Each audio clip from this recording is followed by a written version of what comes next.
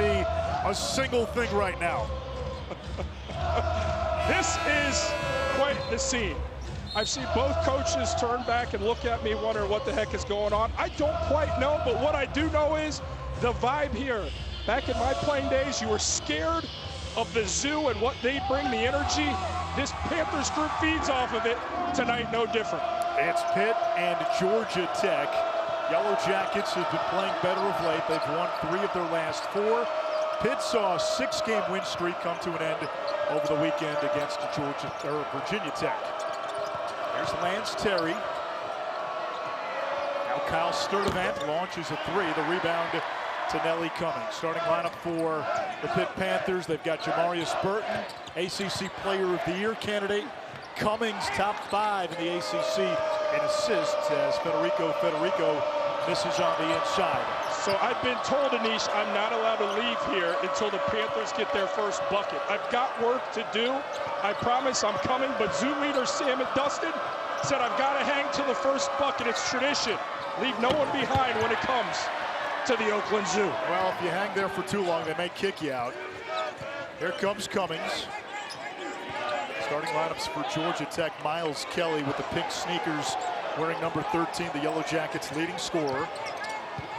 Javon Franklin coming off 3 straight double-doubles. Here's Blake Hinson bodying inside, and the rebound to Kelly. Kelly's 3, back iron, and I think this might be it right here. People behind me are getting angry. I'm 6'8", blocking vision. I'm getting comfortable with the personal space from where I sit. There's Burton against Franklin, has the mismatch, and left that one short. Franklin on the other end, and that is a goaltend against Federico. And look, Anish, you knew this game was going to play fast. That's the tempo. That's what coach expected in talking with both coaches. They knew the level of athletes. They knew the pace at which it's going to be played. No surprise they're going up and down early on. Georgia Tech this season has not won a game outside of Atlanta. Cummings steps into one, no good. Georgia Tech's only road win was against intra-city rival Georgia State. Lance Terry, 6th game back after missing 4 with a hamstring. Tech's played a lot better since his return.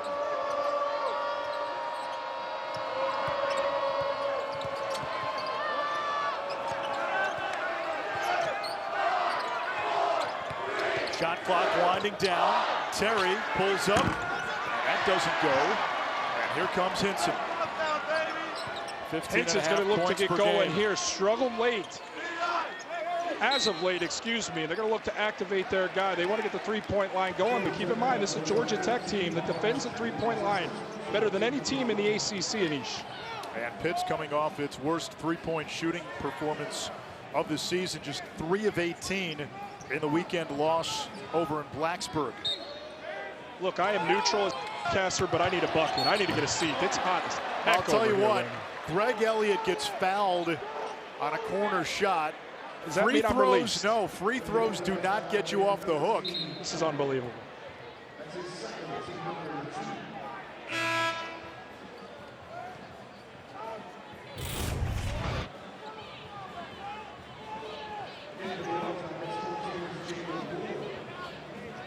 A 3-shot foul for Elliott, and Kelly, Georgia Tech's leading scorer and the only Yellow Jacket averaging in double figures, picks up 2 early fouls.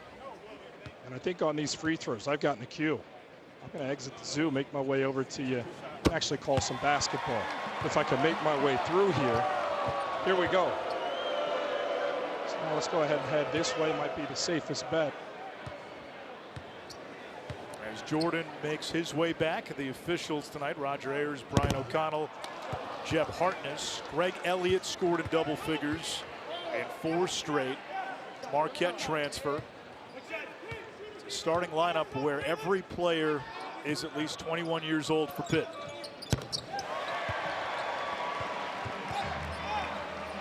Here we go. I'm sliding through the baseline. I'm making my way over to you, my friend. Make room for the big fella. Because we're going to have a basketball game tonight, believe it or not. Georgia Tech, who's looked very different in their last few games, has come ready to play here on the road. Terry leans in, nothing. Cummings the other way. He's had back-to-back games with 8 assists, and he finds Federico. Go ahead and tear the newspapers up. Pitt with its first field goal at the 17-minute mark. All it took was getting Jordan out of the student section.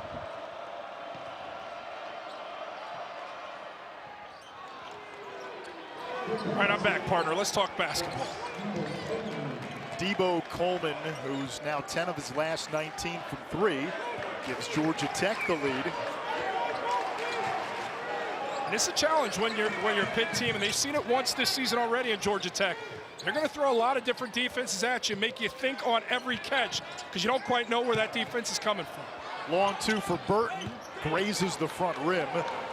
Josh Pastner employs that funhouse with trick mirror defense. And you've gotten a taste early on. Misses, makes anything. Georgia Tech's trying to run. A team that struggles in the half court wants to beat the defense down the floor. Big size advantage for Jalen Moore until he ran into Federico. Cummings hesitates, swivels in the basket, plus the foul.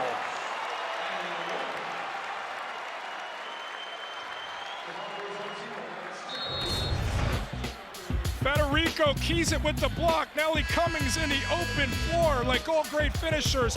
Eye on the goal through the contact. Pitt. Duke and North Carolina are down.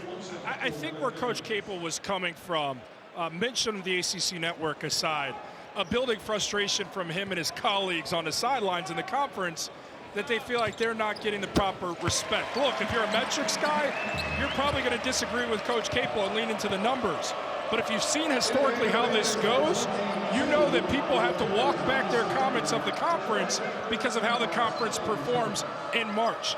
I would stack the ACC's best teams to do damage in March up against the SEC's, up against the Big Tens. Big 12 is a different beast this season, but I like Pitt's chances. I love Miami's chances. Virginia, NC State, these are very dangerous teams in March, which makes this conference, again, a special one. Hinson pulls the trigger from 3. Coleman looking to answer. And the rebound snatched by Elliott. Nike Sabandi in there for Pitt. Sabandi had a big game last time versus Georgia Tech. Really kind of announced himself as that potential 6th man of the year with that 21-point outburst. The difference last time these two teams met a month ago. An 11-point Pitt win in Atlanta. Cummings shuffled his feet.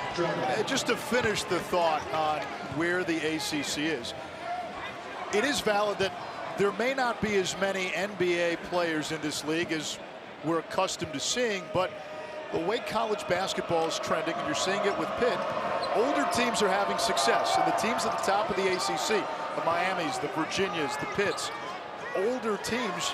And what did we see last year? Only 5 teams from this league got into the NCAA tournament as third event hits. 3 of them got to the Elite 8.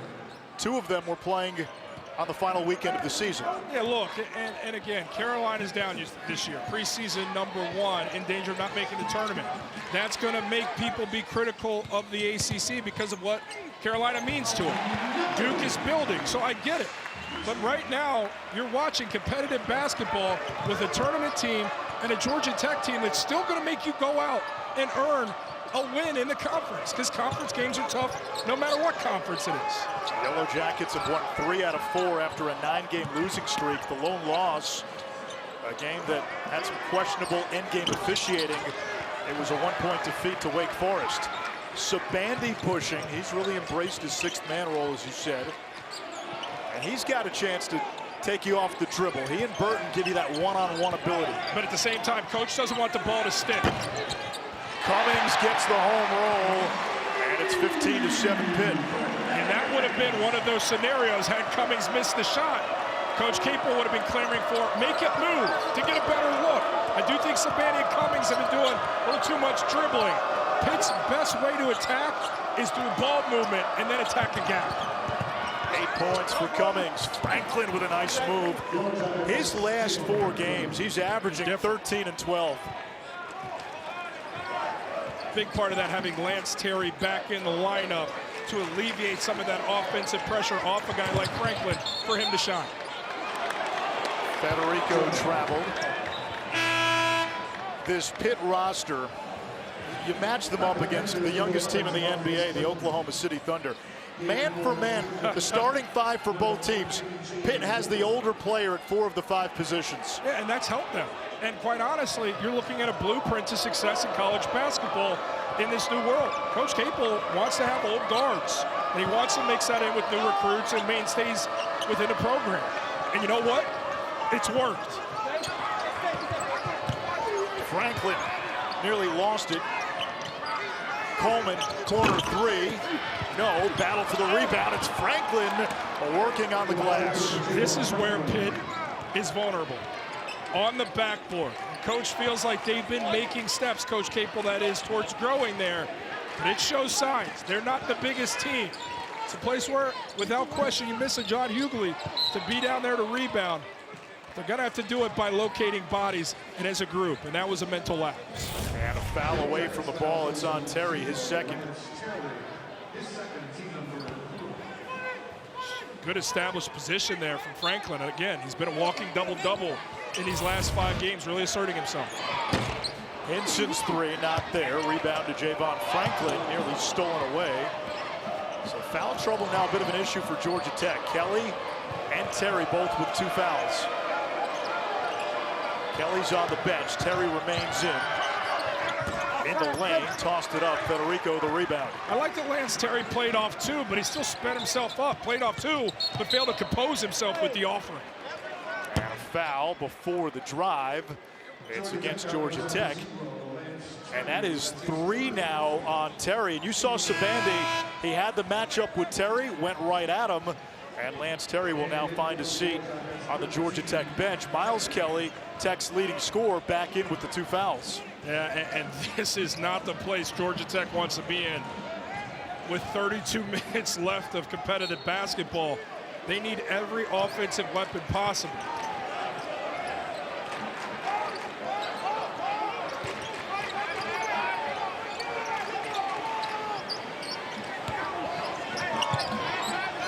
Cummings looking for help. Shabandi nearly lost it. Here's Burton. Over Kelly. And that's smooth. Jamarius Burton has put himself into the conversation for ACC Player of the Year. He's so composed. I mean, a 50-50 basketball after a bad decision from Sabandi. Gathers, plays off 2, king of the mid-range.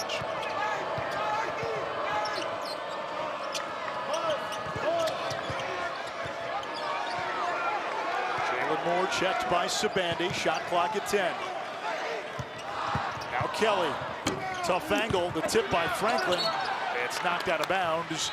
It belongs to Pitt. The Panthers with a win tonight can get to 20 wins. They last did that in 2016 when they last made the NCAA tournament. Put aside their differences, what side of the aisle they sit on, what their race, nationality or creed is, and just hope collectively for a young man who has so much life in front of him to return to being normal again. And to see him here at the game, we didn't hear this earlier today at shoot-arounds. We got the pleasant surprise right before tip-off to be told he was going to be here. And I was surprised. His first time back on campus since that scary collapse. He looks fantastic. Sitting right to our left here. We're going to get a chance to meet him at halftime. Excited to be able to do so. He got a much-deserved standing ovation during the commercial break.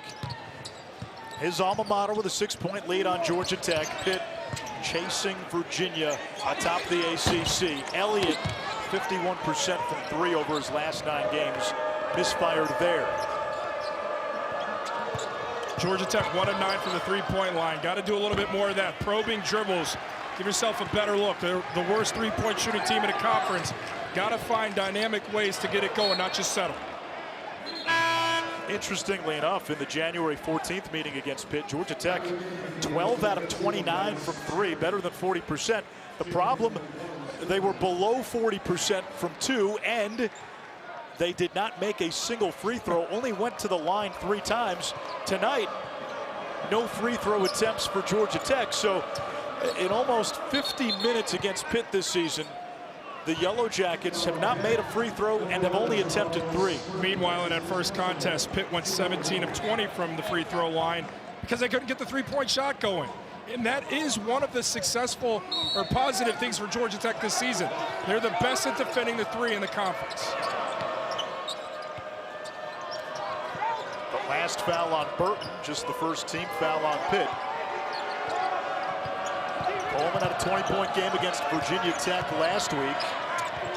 Shot clock down to 6, and the three is there from Miles Kelly. Didn't love the screening action. I think Georgia Tech needs to be more physical to create advantages on their ball screens, but they did show signs of a rhythm and movement to create the baseline three.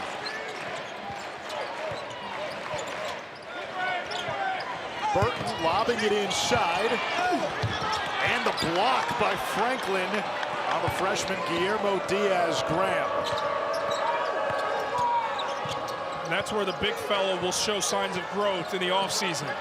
To build up that body, get in the weight room, highly skilled, him and his brother. High ceilings, but that's a sign of how far they need to go still. And we'll get a foul on the perimeter. It is on Diaz-Graham, his first. Again, Georgia Tech, the screen wasn't great from Franklin, but now you commit the defender and Elliott, you swing a baseline, you get a good three-point look. You got to put some pressure on that defense. Try and put them in challenging positions to make the decision. Elliott made the wrong one, pick out the baseline three.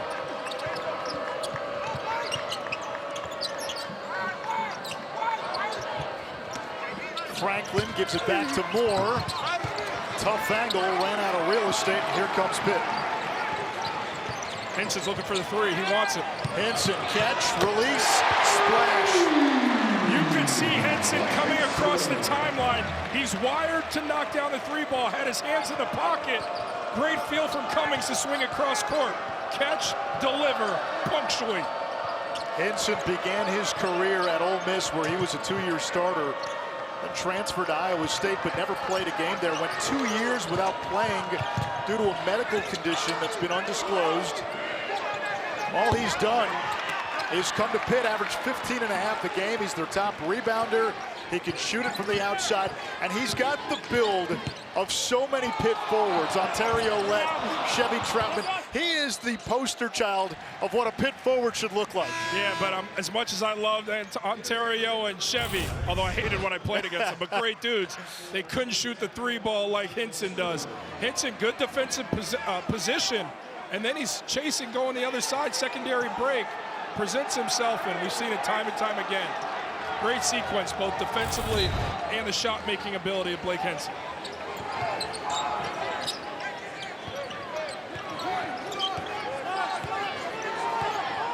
Cummings, a former All-Patriot League selection over at Colgate.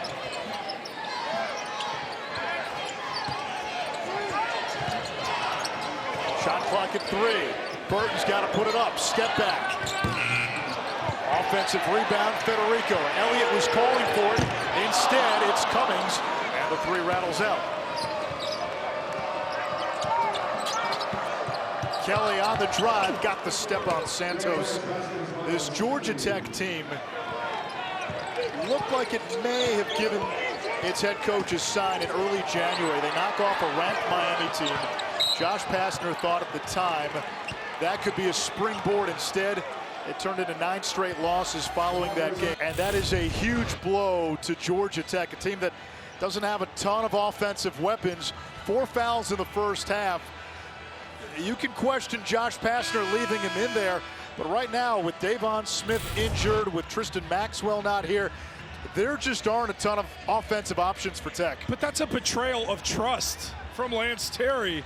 If coach says, hey, because we're shorthanded, we need you out there, play smart. That's a terrible decision from Lance Terry, a guy in the last 2 games that has averaged 16.5 points. He's needed on the floor. Now he's got 4, and they have to shelve him, or else he'll foul out in the first half. Burton the runner, and it's good. And now you've got Miles Kelly out there. He's got 2 fouls, so don't be surprised if Pitt tries to get Kelly in more foul trouble. Part of the story in the first go-around, Pitt was able to get to the free throw line, be the more physical group to hold on to it comfortably. Kelly against the smaller Cummings. Sturdivant. Nice move to hit from 15. A series of handoffs generating momentum to discover a way to get into the painted area. That is essential for Georgia Tech to have any type of offensive success.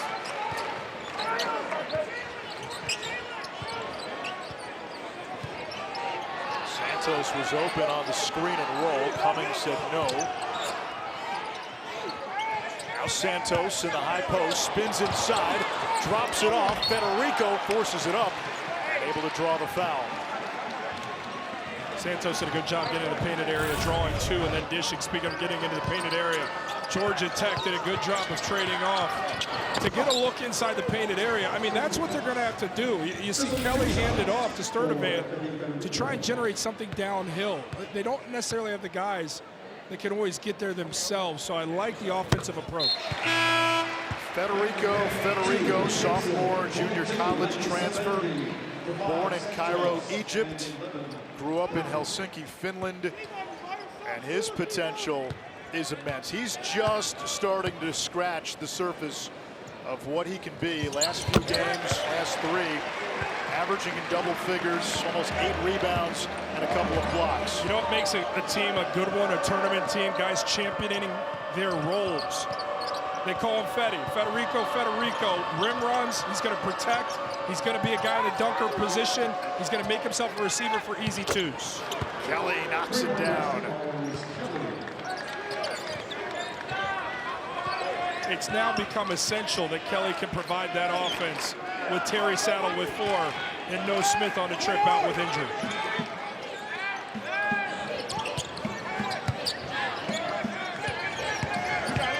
Hinson backing down Coleman. Hinson dips in off the glass. Federico the rebound, put back, no. Kelly soars for the rebound.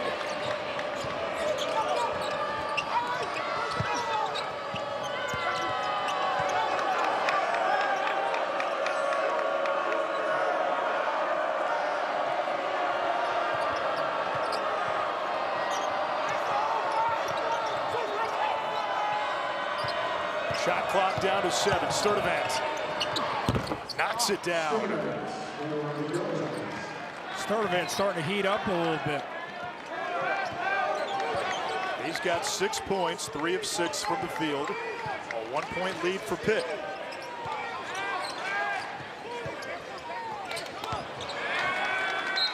And Pitt turns it over. Next week, we have a doubleheader Tuesday in Charlottesville at 7 Eastern. Number 6 Virginia hosting Clemson. The Tigers no longer in Joe Lunardi's projected field. And then it's Virginia Tech taking on a Louisville team that's shown a little fight of late. Yeah, they ran into a buzzsaw there at Duke, but you're still seeing a group that's starting to get a better feel for the game and what Coach Payne's trying to do there. Now, Louisville, we were there last Wednesday when they almost took down Virginia, had a chance to win on their final possession, and then they knock off Clemson. Yeah. I mean, knocked Clemson out of Off the the projected bubble. field. Yeah, but Clemson's got opportunities still. Don't be twisted by that narrative. They still have a chance, but they got to do a lot of winning, a lot down the stretch.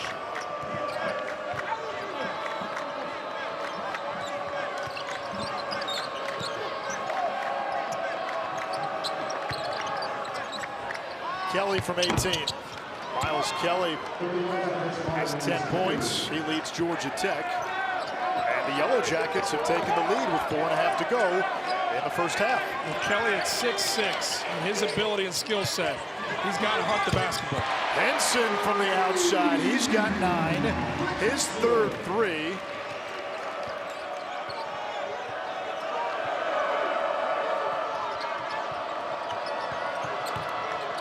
Sturdivant for 3. Back iron. Franklin tips the rebound to Moore, who lays it in. I love the fight of Georgia Tech right now in this game. They have played tough. They have chased 50-50s. They have played downhill. They are challenging this Pitt group on their own home floor. Jeff Capel said it very plainly to us. This is not the same Georgia Tech team that Pitt played a month ago. Sabandi, the drive and kick. Elliott looking for help. Bounces it down low. Federico is blocked. And the call is a foul. Georgia Tech, Miles Kelly starting to heat up, gets the mid-range going. He's got 10, and then how about the loose ball? And it's more. Don't divide us, but make us stronger. And Jordan, you took a foray during the Open into the Oakland Zoo. Treated well there. Yeah, they're nicer than I remember. Look, when I was playing at Notre Dame, Pitt was in the Big East. When you came here, you knew, look, you're going to play some big-time names. Brandon Knight, Julius Page. We've mentioned Chevy Troutman, Carl Krauser. I could keep going through the list of guys. I don't know if Ontario Lett played here. I think he was at the old building. But just tough guys, but you knew that they were going to bring up the sixth man in the Zoo. They knew your girlfriend's name. I didn't even remember my girlfriend's middle name. They knew it. They knew your mom's middle name too, I bet, right? And I try to tell them, keep my mom's name out of their mouth. They don't listen, but they're so passionate here, and it's everything that's right about the college basketball game. They're invested, and it's great to see Pitt basketball back along with the Zoo, who has shown up for every game this season. It's been one of the best stories in the ACC, the resurgence of Pitt. Kelly from the outside, short. And a student section and a crowd that in this building for a number of years now has been dormant, looking for a sign of life. Boy, this place has come back to life here in this 2022-2023 season. Georgia Tech's played a clean first half, no turnovers with less than 3 minutes to go. Meanwhile, for the 5 turnovers they forced, they generated 9 points, allowing them to get out in the open floor. Georgia Tech executing with the pieces that they currently have to play. 5 to shoot. Moore's going to have to put it up. Blocked by Federico. He's third in the ACC in swats. Those are the decisions. Those are the decisions that are hurting him, and there it is on the other side. Jalen Moore sending shockwaves through the Pete. A perfect illustration of what's been going on in this first half. Mind-numbing decisions with the basketball that have generated leakouts the other way for a Georgia Tech team that struggles to score in a half court, yet they're being given these easy ones. 11 points off turnovers for Georgia Tech, none for Pitt, because Georgia Tech hasn't turned it over. Burton, the strong drive, and he beats Franklin. That's all day. Burton at his best when he gets downhill, gets the defender on his hip, leans into him with a little bit of body. That's an old man move from a veteran basketball player who's played a lot. Moses Malone used to have a line when asked about his style. He said, "I goes to the rack." Yeah, that was to the rack. Nordstrom style. Franklin! Oh! And that'll be a foul. Franklin out here trying to cancel Christmas. I mean, that's how you got to attack, especially length. And he saw that it wasn't Federico, excuse me. Once he knew it wasn't Federico, he said, I got Burton. I've got a chance.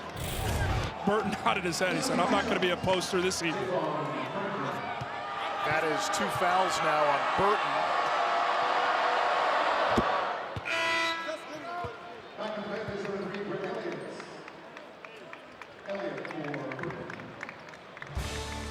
Women's basketball on the ACC network Thursday, Miami and Louisville. And then it's number 11 Duke at home against NC State. Coach Lawson's done a great job with that Duke squad.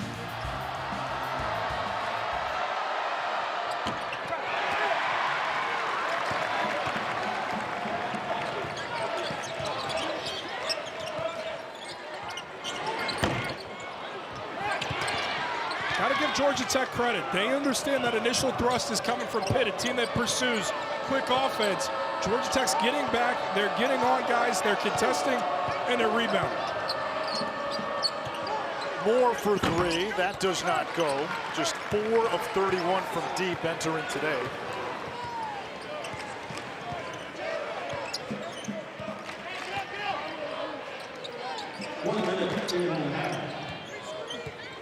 All 5 players on the floor for Pitt. Transfers. Hinson coming down the lane, and a little finesse at the end. But that was a lucky possession for Pitt.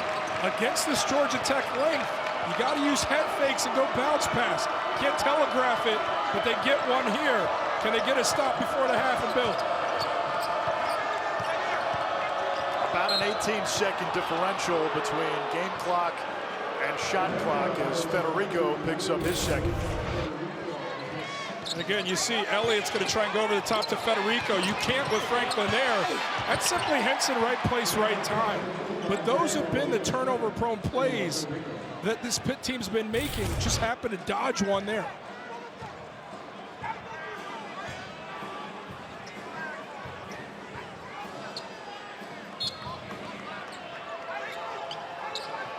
Coleman to inbound, and he's got to use a timeout.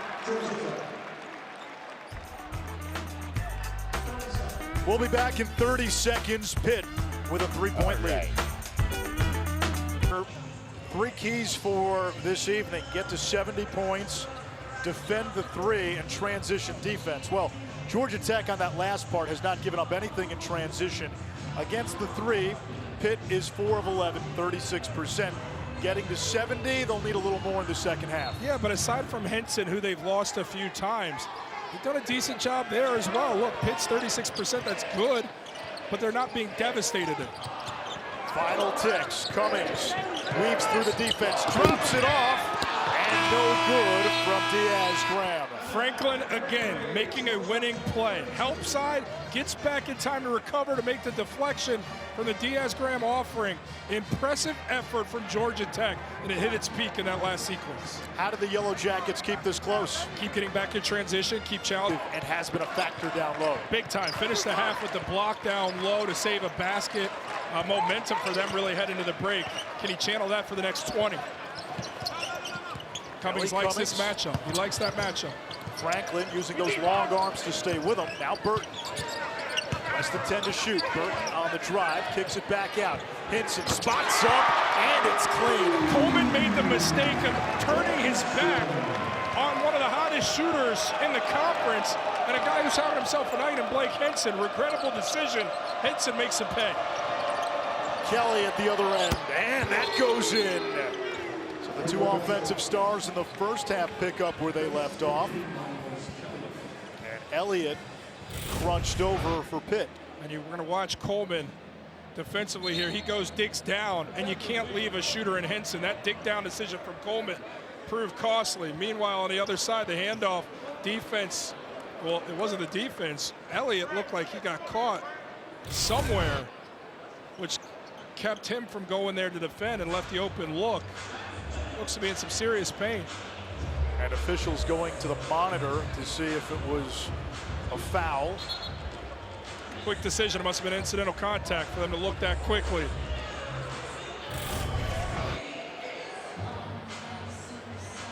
Oh yeah, that was just incidental contact. Crossfire with Jalen Moore. Moore must be a physical presence because Elliott came off of him. Definitely slighter of frame, but Elliott lost that battle in the collision. Elliott remains in the game. The starting five for Pitt, 4 players averaging double figures. Georgia Tech only has 1 player on the team who averages in double figures. That's Miles Kelly as Federico finishes with ease. Just a good look over the top to float it down to Federico to establish good position, and now they're going to extend it out. Pitt wants to speed this thing up a little bit more. They want to try and get some of those live ball turnovers to go the other way. Kelly from 3, and another one from Miles Kelly, who's up to 16. Kelly's feeling it. He's getting his feet set.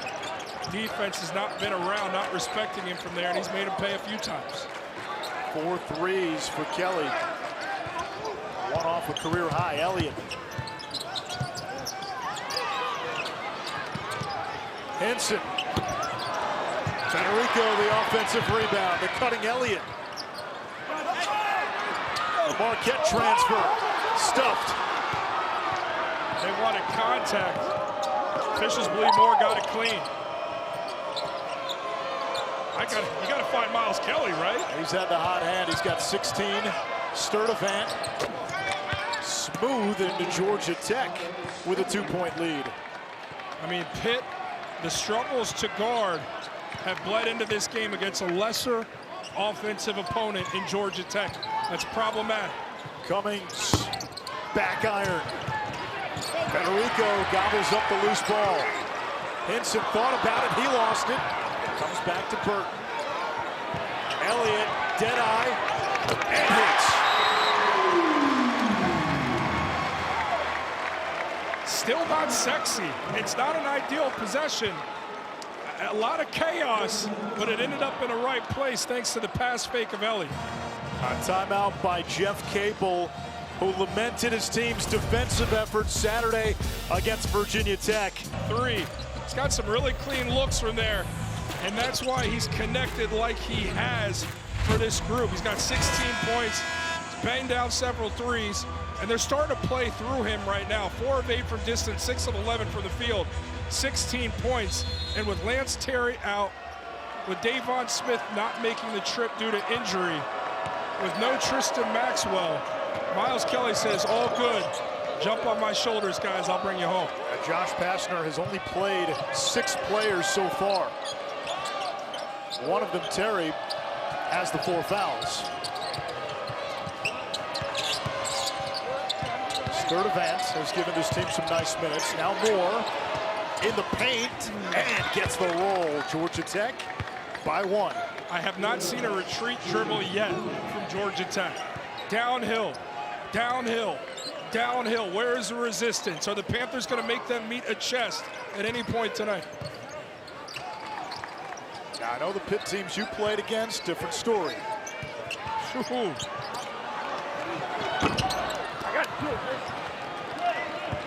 You still got some battle wounds from those days? Oh, yeah, those guys were dogs. This Panthers group has that in them. Kelly from the outside. Moore battling for the rebound. It's won by Elliott. Burton pushing.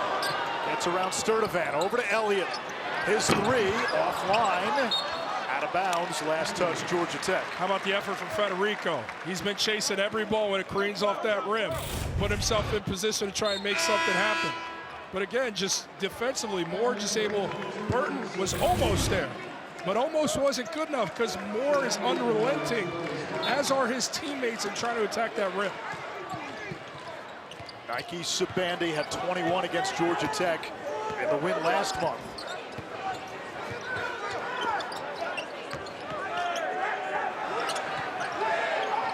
Shot clock down to 6. Nelly Cummings against the bigger Coleman. Driving. Twisting in midair, out to Sabandi. It would have counted if it went. Nope. They rule it a shot clock violation. Georgia Tech putting a scare into one of the top teams in the ACC. Have identified February 18th through the 26th as ACC Unity Week. And you want to talk about unity, there is DeMar Hamlin, who brought a country together. You had a chance to spend a couple of moments with him at halftime, and interestingly enough, Tyler Boyd, former Pitt wide receiver who plays for the Bengals and was part of that Monday night Bills-Bengals game, also in the house, and those two shared a moment earlier. Yeah, those two are friends. I got a chance to know Tyler a little bit. Finally got a chance to meet DeMar, and just an inspiration. There are a lot of people going through things in their life, and to see the resiliency of him live in the flesh was pretty special and uplifting for me personally. I gotta admit, that kind of emotional seeing him. Yeah, he's sitting just a few seats down from us, and there's a positivity that emanates from his aura. All the kids, all the fans who were coming up to him at halftime, he smiled, took a picture for pretty much everybody there.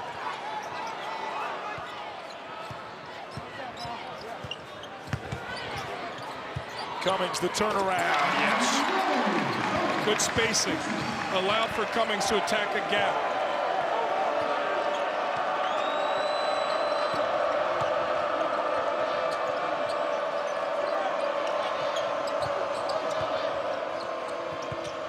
Jalen Moore backing down. Hinson stays with him and a travel. First turnover for Georgia Tech more than 25 minutes into this game. That's incredible. That's incredible. Look, they average about 12 turnovers a game, so nothing gaudy. But that's remarkable for a team that's as down with personnel as they are in the season they've had. A team that came into this game just 3-13 in conference. Away from the city of Atlanta, they have not won a game this season. The ledger says 1-8 on the road, but the one road win against Georgia State, which plays in the city of Atlanta. Sturdivant drops it off, and Moore drops it in. Good sequence. Sturdivant getting into the painted area. Moore cutting from that baseline. Sturdivant drawing 2 and finding. Cummings, 10 points, 4 assists. Now Elliott.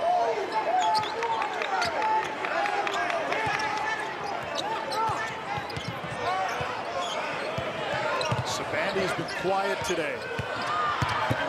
Shot clock running down. Elliott for 3. Does not get it. The rebound by Miles Kelly. Coleman catch and release. No good. Up ahead, Elliott ahead of the pack, and he beats Coleman. Jeff Cable wanted a foul. Georgia Tech pushes the other way. Ton of contact. Maybe they felt like it was after the play. Kelly wide open. His 5th 3. But Pitt caught up in the action of what they thought was a foul and left ball watching and out of position for Miles Kelly to knock down another 3.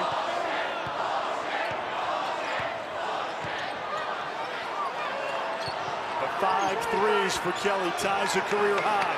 Hinson tipped into the air, snatched by Franklin.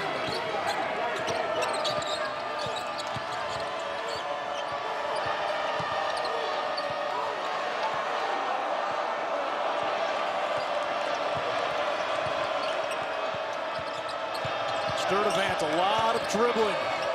Now gives it up. Coleman using his size against the smaller Cummings.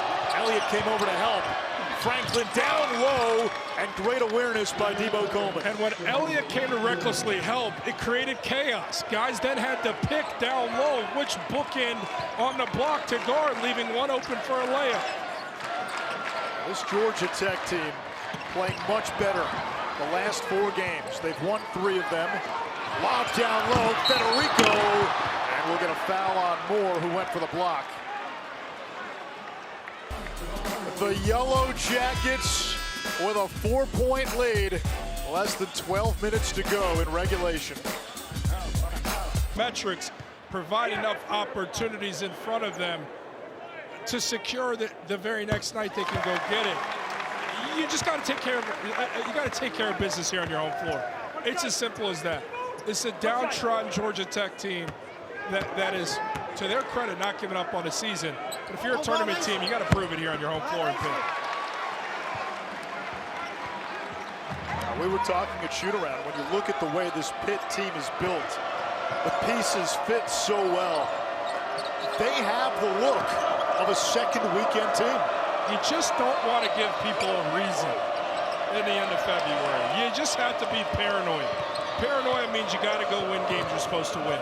I really don't think we should be talking about Pitt in this regard, but it's the reality of the landscape currently with the brackets. Seth Greenberg heard you, and he's about to bill his therapist again. Shot clock violation.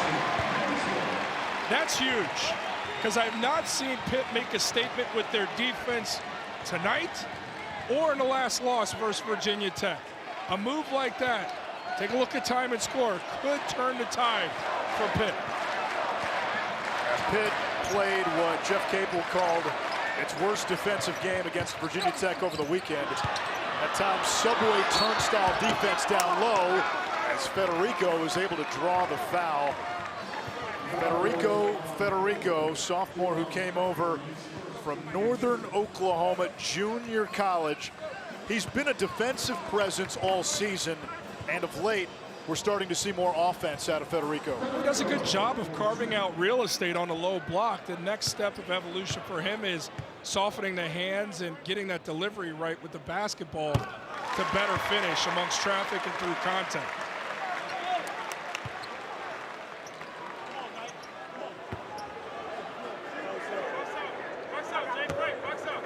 He is 7 of 7 at the free throw line,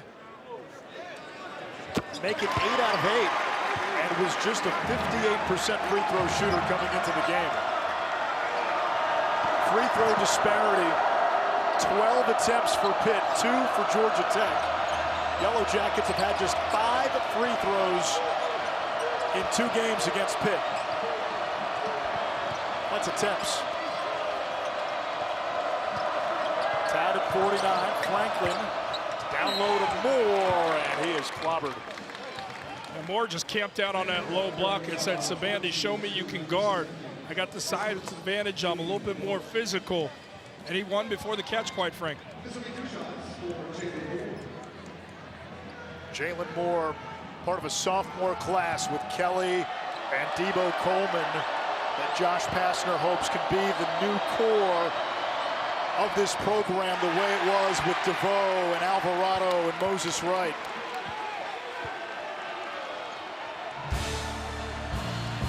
Women's lacrosse, North Carolina, the #1 team in the nation, taking on Virginia Tech Friday at 7 Eastern, right here on the ACC network.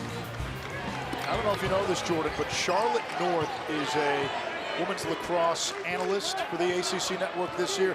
She's like the Michael Jordan of women's lacrosse, the Diana Taurasi of women's lacrosse. Hinson's 3, not there. Know exactly who Charlotte is. Build a statue, by the way. Former Boston College star.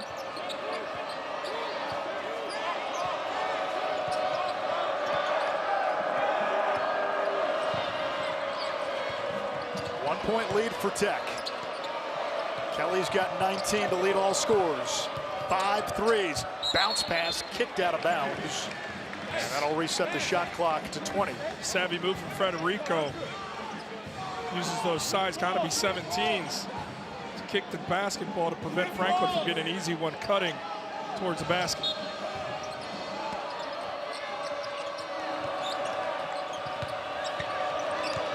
Georgia Tech has not subbed in the second half. Coleman, rebound Cummings.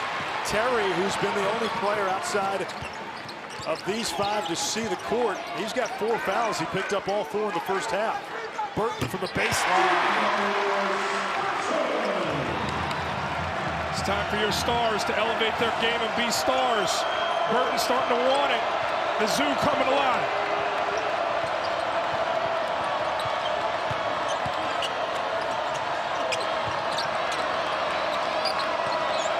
Kelly driving on Burton.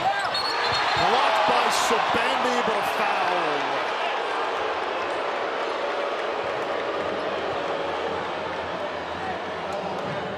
Sabandi, they're going to get him for coming down with the tomahawk on the contact. But here's Burton in isolation. Advantage, one of the best scorers in the conference on the other end. Miles Kelly on the drive.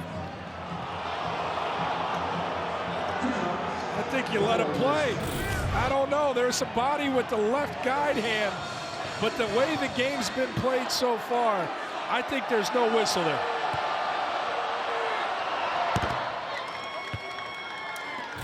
It's a bang-bang play.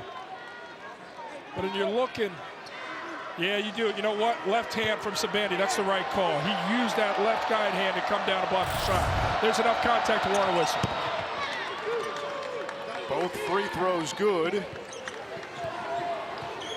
Georgia Tech back up by 1. Less than 9.5 to play. Franklin pokes that away. It comes back to Hinson. Burton wants the screener. Federico sets it. Cummings down the lane. The drop up. Federico with a little boom-shay. Federico in the right spot. Again, camping out on that low block. Let the drivers draw the attention of the defense and just be a dump-off dunker.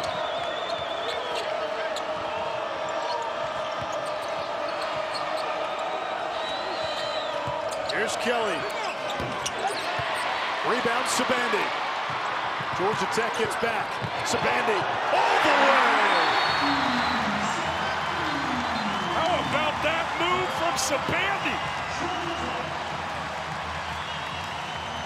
In the open floor, I'm looking at Anish saying, retreat, dribble, let your puppies get set. But Nike Sabandi said, no, I'm gonna go ahead and just do it. The in and out dribble. Gets to the rim with the finger roll. Here's Cummings, gets in the paint, dumps down. Federico, game's so nice. They named him twice with the dunk finish. And the momentum building, another look. And then Nike Sabandi in the open floor. 6th man of the year caliber talent. In and out, finger roll finish. The Oakland Zoo, where the wild things roam.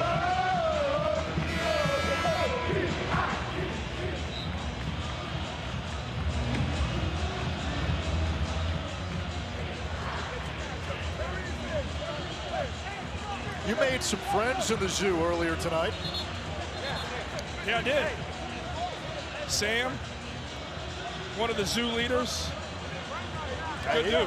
He was the one. He had 3 or 4 generations in his family that all attended Pitt. Said his father's a professor here.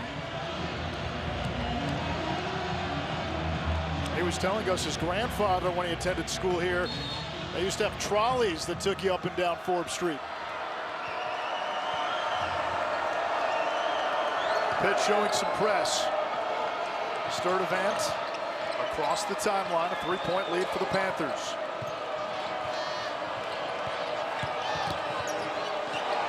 Here's Kelly, he's got 21. Out comes to Terry, playing with the 4 fouls. Picked up his dribble. Franklin fouled by Federico, and that's 3 on the 6'11 sophomore. It's the right call. I think Sturdivant dragged his pivot earlier in the possession. Terry here, just a good job of Franklin getting the basketball, tons of contact. Absolutely the right call.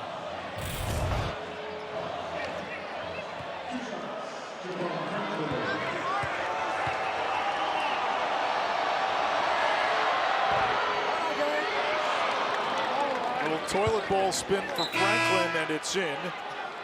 Javon Franklin, 11 points, 7 rebounds, looking for a 4th straight double-double. Grad transfer from South Alabama, where he led the Jaguars in rebounding last year. Began his career in the ACC with Auburn.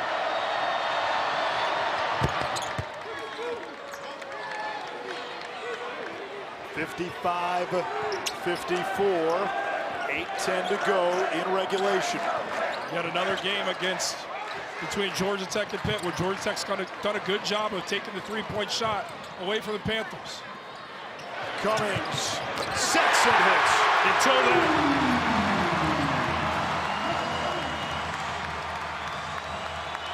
Guillermo Diaz-Graham did a great job being a receiver at that mid-post and then finding his 3-point shooter in Cummings.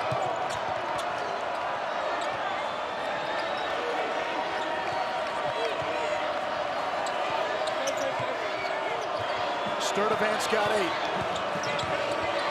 Man, I'm going to try and broadcast. I got Chevy Troutman sitting over here right next to me. How am I going to do a broadcast when a guy who bullied me for a couple of years of my career pulls up a knee right next to me? Chevy, I'm trying to work over here, man. No, I like it. Keep bringing up old stuff for Jordan. Chevy looks like he's still got minutes left in him, too, man. He said, I do. 2-point lead for Pitt. Burton backing down Terry, who's got the 4 fouls. And that will be a goaltend. Got up on the backboard. But a heady play by Burton, knowing his defender was a foul away from fouling out. Took it strong to the basket, gets the goaltend, and Pitt extends the lead to 4. And the nightmare of real things for Jordan. Right here, man. Chevy Troutman just gave Jordan a shoulder for old time's sake. This guy right here. I mean, this guy was a problem. And this is where Coach Capel wants to get the program back to. Guys like this, they are the ones who set the foundation in those early 2000s of what they want this program to be moving forward. Chevy was a dog.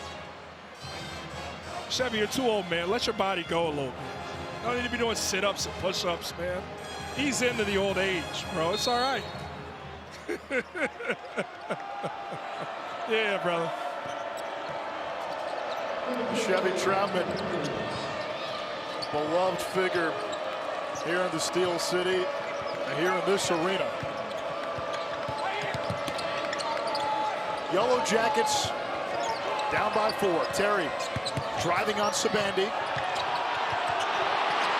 Crowd wants to travel. 3 to key. That's great defense. 3 in the key. That's great defense. The discipline of Pitt defensively here down the stretch. It's keyed their offense. But look at Savannah. Doesn't bite. Doesn't bite. Doesn't bite. Turnover. It's a great individual defensive effort. You okay? You were a little scarred when he pulled up next to you. Oh, I'm sweating. Yeah. I didn't expect to see Chevy out here. Said he's living in Pittsburgh now.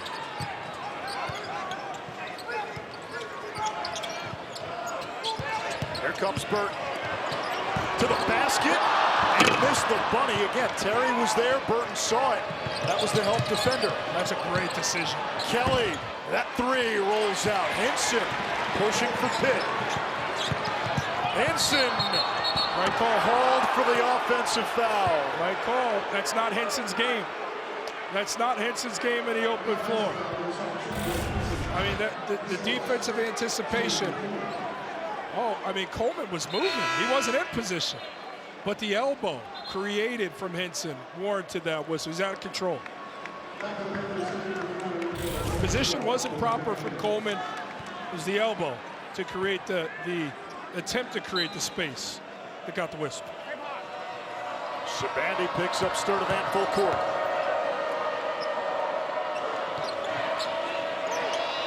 Kelly's got 21 to equal a career high.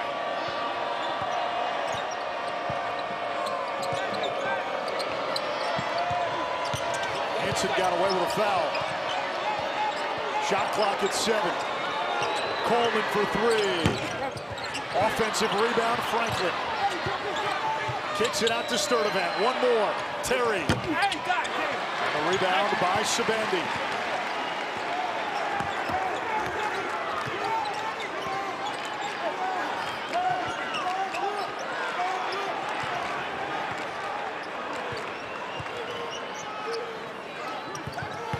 Shabandi on the drive, and a foul on the floor, and if that's on Terry, it is. That'll do it. He is done. Anytime Terry has picked up the man with the ball, we have seen Pitt attack. And he never was able to really establish any sort of rhythm in this game because he got in foul trouble so very early. I mean, this is a guy averaging 16 and a half the last 2. 2 games before that, he dropped 19. I mean, the guy had provided a ton for them. Just that early foul trouble, he can never get right tonight. And here's now the danger down the stretch for Josh Pastner. Terry's been parked on the bench most of the game. Georgia Tech's only played 6 players.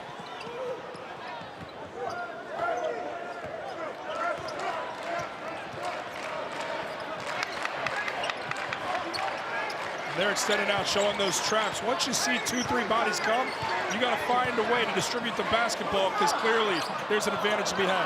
Hinson recovers off the window, 16 for the junior.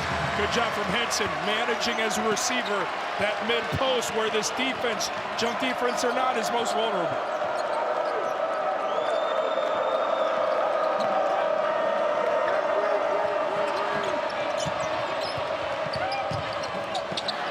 Kelly, the corner 3, and that's a new career high. 24 for Kelly, and the 6 threes tonight, also a career high. Just confident on the catch and release, wasting no time, knows what he wants to do with that basketball, and that's let it fly. They only had 6 points on 2 of 10 when these two played last month. Burton kicks to Cummings, the corner 3, rattles in. Another winning play from Burton. Looks the defense off, kicks it to Cummings for the baseline. Group starting to come together offensively, and that 3-point line becoming a weapon once more. 4 of the 5 Pitt starters in double figures. Shabandi all over Sturdivant. Unnecessary. A reach in on Burton, his 3rd. Miles Kelly, have yourself a night in the Steel City. The baseline bomb, he gets it to go. Pitt says, cool, anything you can do, we can do better. Burton finds Cummings. For Jeff Capel, year 5, This is his first winning season. Pitt has had 6 straight losing seasons, which is unthinkable for the vast majority of the Howland-Dixon era. They lived in the top 25. This was it. You knew Pitt was going to come to play. It's restoring that order here with Coach Capel and the job he's done assembling this roster, but building the culture in this season as well. And a foul on Federico. That is 4 on the big guy. And Pittsburgh 3 minutes and 21 seconds away from a 20th win this season. The last time Pitt won 20, you got to go back to the 2015-2016 season. Jamie Dixon was still the head coach, and that was the last Pitt team to go to the NCAA tournament.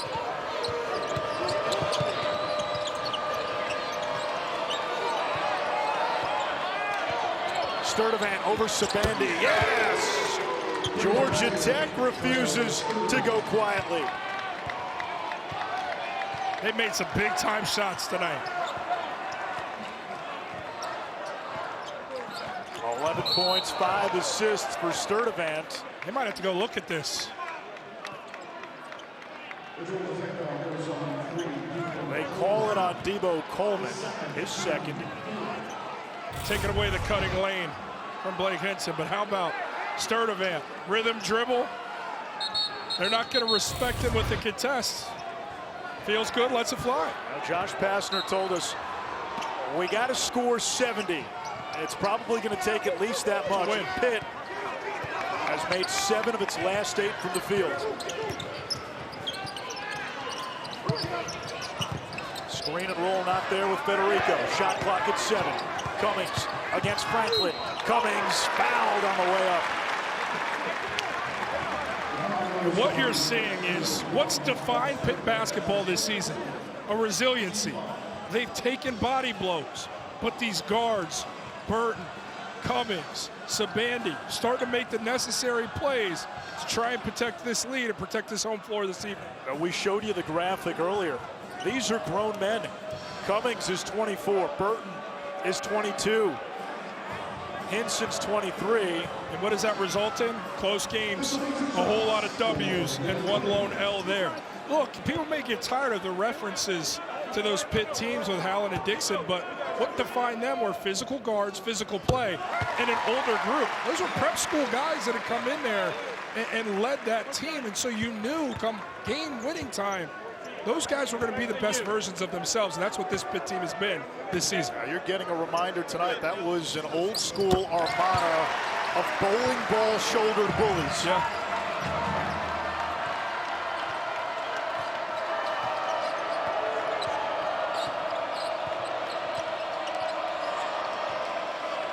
Both teams have 2 timeouts, 2:20 to go.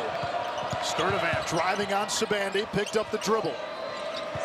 Gets it back, that's a 3. Off the side of the rim, Kelly cannot keep it in bounds. Pitt has really tightened up defensively. Couple lapses, Georgia Tech's made a couple shots, but they've had to work for it in a different manner here down the stretch. What have they been doing? They've been communicating, they've been fighting, they've been switching, they've been contesting, they've kept guards in front.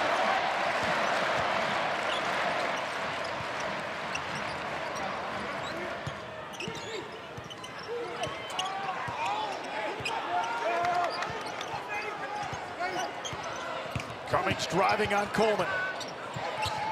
Hinson for 3. It's good! 19 for Hinson to lead Pitt. What a bounce back performance from Hinson. And to make himself a receiver when Cummings dribbled into trouble. Big time. Franklin the other way. Down for more, and that's on Federico. And his 5th, he's done. It's a foul. It's a foul. It's an aggressive move coming down the baseline to draw contact. How about Cummings here? Dribbles into no man's land, picks up his dribble, but Hinson does a good job of swinging right into his view to catch and do what he does best, bang down the 3. Meanwhile, Moore, yeah, he went at the body. There was some body there. There's enough body for a whistle. Is it egregious? No. But because of the aggressive move for Moore, that warrants the whistle, and Federico's done for the night. Jalen Moore 1 for 2 at the line tonight. 69% on the season. Georgia Tech, not a good free throw shooting team, 66% as a team. And that's where you talk about closing games. Pitt has a bevy of talented free throw shooters. Elliott, Cummings, Burton, all north of 80% that can close the game down the stretch. You've also got old guys that don't get rattled. And those old guys happen to be guards who control the basketball in winning time. That's a separator. That's a big miss. It makes it a 3-possession game. Cummings will milk some clock. Cummings going to try and get into the painted area here. He has 7 assists. He had 8 in his previous 2 games. 5 to shoot. Cummings for 3. The rainbow not there. Kelly has the board. Sturdivant down the lane. Hesitates, uses the window. It's too easy. It's a 5-point game, 50 seconds left. You still got to stay within who you've been down the stretch. Can't give up a quick one that easy all the way down Broadway for the layup. Got to have more resistance. Nelly Cummings, another one of those guards who time and time again has made some big-time plays. They needed him to elevate his game as the scorer. Clearly he's done that in points throughout the entire season. You want me to go, he's hot in here. I can't do that. Come on. Nelly Cummings has made some big-time plays, though, to be the difference here down the stretch. But that's who they are, multifaceted. It can be one of 4 or 5 guys that can give you nearly 20 to be the guy who earns them the win. I thought we'd get a shimmy, shimmy, Cocoa Puff from you, no? And Nelly, I mean, look, Nelly was the dude back when we were coming up. We're in that same age bracket. Hey, 70-65. And Georgia Tech might have to pick up a couple of fouls here. Only 5 team fouls.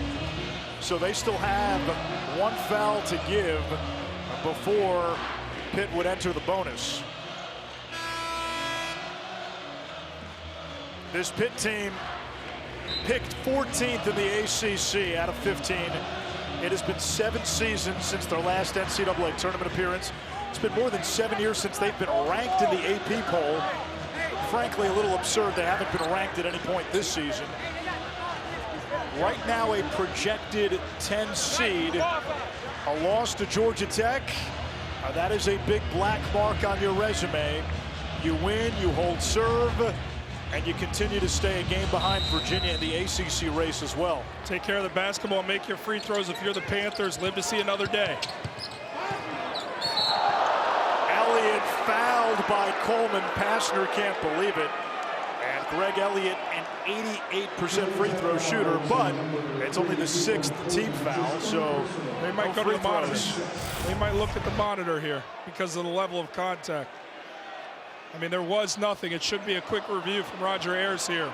They're going to do their due diligence just for how Elliott fell to the ground. Now, part of that, too, Debo Coleman's not a small guy. He's 6'6". But there was no contact in that face. And that's what we would have assumed.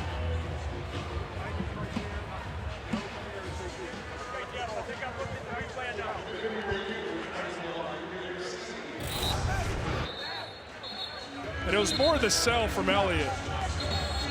And they got his arms, his forearms, but he sold it like there might have been contact to the face to check for a flagrant 1 or 2.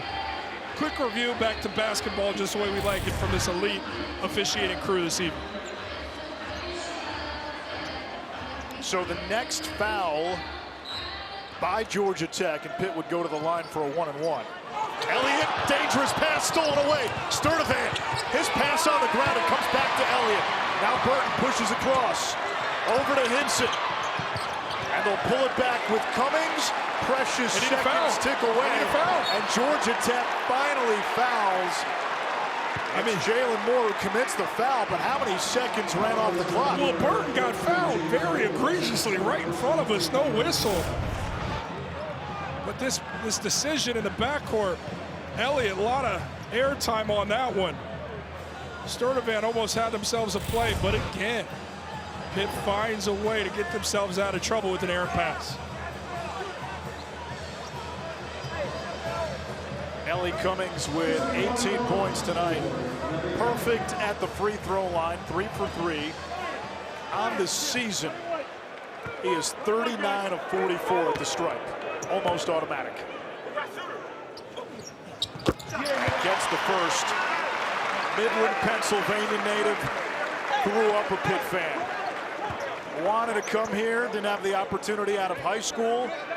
Went to Bowling Green for a year. Colgate for 4, where he was a 2-time All-Patriot League selection.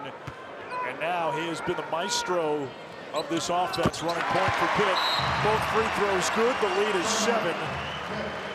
And a timeout by Jeff Capel with 32.7 remaining. Ask Coach Capel in the recruiting, as you mentioned. Nelly Cummings, native of Pittsburgh, dreamed to come here. Said when he was recruiting him to come over, and said that was really easy. We asked guys about him that we knew we could trust that would tell us the truth about him. And the truth was, he's an exemplary young man.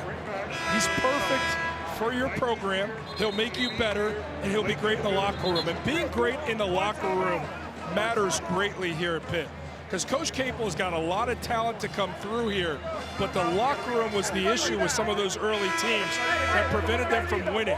The talent remains. The connectivity in the locker room is a different positive vibe this year that's put them in position to go do damage in March. Well, especially when you go into the transfer portal. We've seen it many times. Teams load up on transfers, and they might be talented players. The chemistry isn't there, especially behind the scenes, and seasons go off rails. Absolutely. Not this unit. Connected. Sturdivant pushes across. Dribbling down the lane, weaving. The follow not there. Rebound Cummings. He's fouled by Franklin. And Nelly Cummings, who grew up just 45 minutes outside the city, has a chance to seal it from the free throw line. Look, it's been a great fight from Georgia Tech tonight. They just ran out of gas playing essentially what's been 5.5 guys this evening. In a 40-minute contest, they just didn't have what was necessary to close it out. Credit to Pitt for not to fold when the pressure started to really present itself. But you have to be impressed with the Georgia Tech team that hasn't given up on their season either.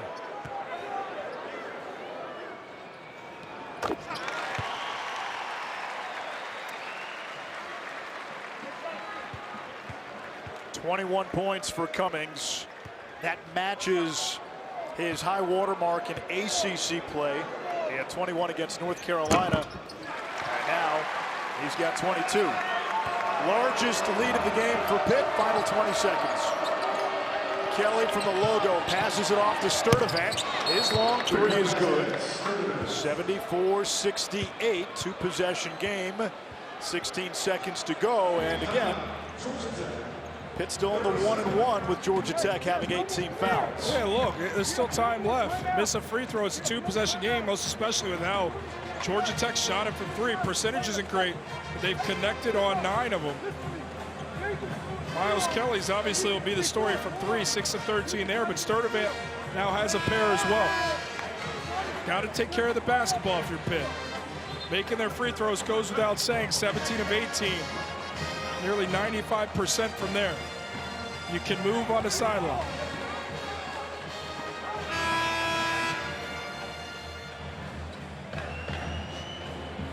Cummings, Elliott, Sabandi, and Burton, all better than 84% from the free throw line, and all of them are on the floor. As you look right now, Pitt just 1 game out of first place, rooting for a Miami loss if you're a Pitt fan, and a Virginia loss, and all of a sudden third place becomes first place if they can win out through the regular season. A tall task, no question. Elliott has to burn a timeout, so Pitt now out of timeouts. Georgia Tech does not have a timeout left.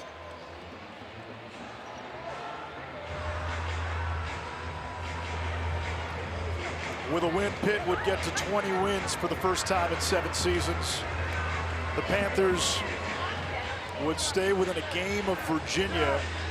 Now, the Cavaliers still have to play North Carolina, still have to play Clemson. And even though those 2 teams have hit a bit of a skid, you think about what's at stake for Carolina and Clemson. A win against Virginia probably puts you back on the right side of the bubble. Yeah, for Carolina. Maybe even Clemson. Yeah, but I think more eyes are going right now to that Carolina team, given that they were the preseason #1. Look, I've said this before. Clemson still has a chance to get in this thing. And they've earned that right with the season that they've had. A regrettable loss to Louisville, no question. But all is not lost if this team can get back to defending Coach Brownell's calling card, and this older group that has been in that system can get back to executing and competing for 40. Carolina has that Virginia opportunity. Duke could be that quad one, depending on if they can slide up into the 30 range, that one being at Carolina. Opportunity for these teams that are on the fringe, and if they get in, equally as dangerous as the rest of them in the conference, quite honestly. And Pitt closes with Syracuse. That's at home. They're expecting a sellout. Then at Notre Dame for Mike Bray's final home game with the Irish before closing on the road against Miami. And we get a foul before the ball was inbounded. It's on Sturdivant, and it will send Burton to the line. A 1-and-1 for Jamarius Burton. 84% from the free throw line. Burton tonight only 10 points, 3 rebounds, 3 assists. He hasn't forced it a whole lot. Coach Passler's pleading for a hook and hold, which would be huge if they go to the monitor and look. He's going to get his wish here, I believe. See if on the inbound there was the hook and hold.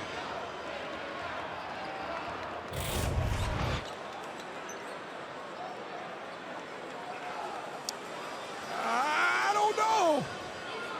He might be onto something here with Burton. And that's what Sturdivant is saying too. He might be onto something here with Burton. It'll be interesting to see. This one is going to be close. They're going to put all eyes on this one. He comes down, he digs in. By definition, that's a hook and hold.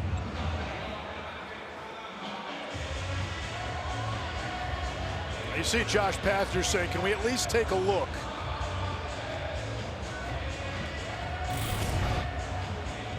And this could drastically change things.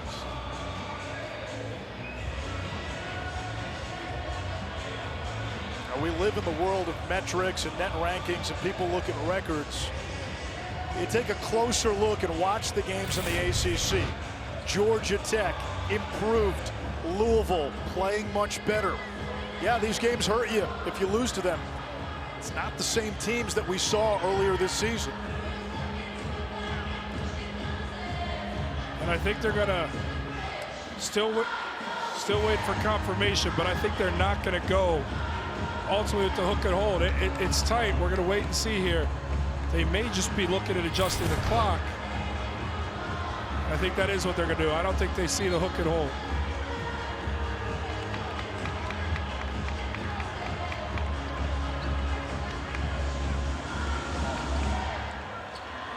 So the call remains a common foul against Sturdivant, and a 1-and-1 coming for Burton.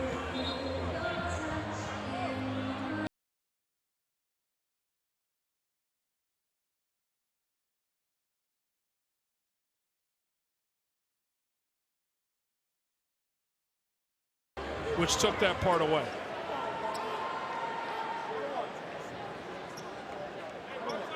Pitt's leading scorer, Jamarius Burton. One free throw makes this a 3-possession game. It's a 1-and-1.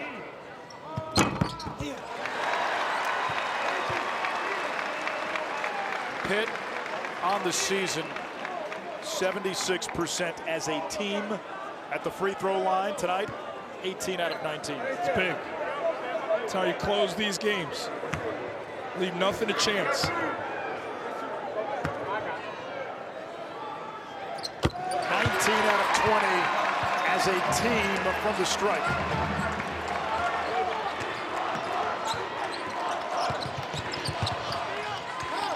Kelly lost it.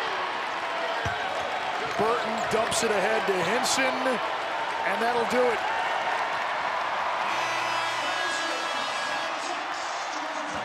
For the first time in 7 seasons, Pitt has won 20 games.